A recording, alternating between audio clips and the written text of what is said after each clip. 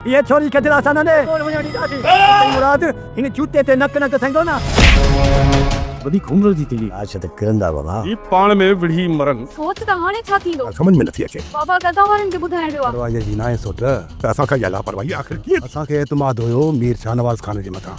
अस्सलाम वालेकुम हाज़रीन ऐं नाज़रीन ड्रामा सीरियल दुलाब जे अचण वारी एपिसोड में छा वाकई हाणे ककर वारा बदिलो वठंदा या न, या वरी जेको आहे गुलपरी खे वठी वियो आहे मुराद, हाणे छा थियण वारो आहे, सॼी अपडेट तव्हांखे ॾींदासीं हिन नंढिड़े वीडियो में। हिनखे आख़िर ताईं ॾिसंदा दोस्तों। जीअं ड्रामो स्टार्ट थींदो उन में मुराद वञी करे रहज़न वारनि जे घर पंहिंजी गुलपरी खे वठणु वेंदो। उते जेको आहे वरी उहो शिरडी बकवास कंदो रहंदो आहे ककर जो पीउ, ऐं मुराद ॿुधी वठंदो आहे। विञण सां पहिरियों त उन खे सटको ॾींदो आहे, ठाहे कुटको ॾींदो आहे, पोइ पंहिंजी भेण गुलपरी खे हिते बोछण विझी उतां वतियूं हलियो वेंदो आहे। इहो शिरडी भॼंदो आहे वञी रहज़न ऐं ककर वारनि खे ॿुधाईंदो आहे त मुराद घर ते हमलो करे कुटको ॾेई ऐं पंहिंजी भेण खे वठी वियो।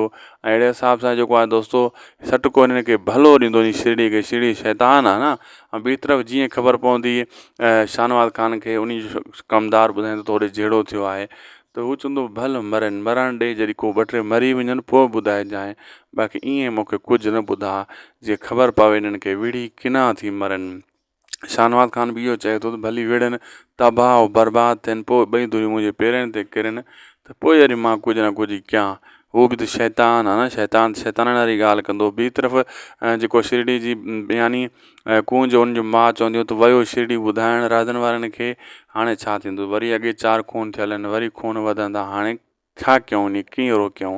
लेकिन शिरडी ॿुधाइण में कामयाबु थी वेंदो आहे। रहज़न ऐं ककर वारा ॿुधी परेशान थी वेंदा आहिनि, असांखे ग़लती कीअं थी वई। रहज़न इहा ॻाल्हि कंदो आहे त असां इहा ग़लती कीअं करे वेठासीं, पोइ दुश्मन वार करे। ककर चवंदो न सोट इहा ग़लती न आहे, इहो दुश्मन असांजे मथां हिकिड़े भञ कड़ी कई आहे फैसले जी, इहो शाहनवाज़ वटि हलिणो पवंदो।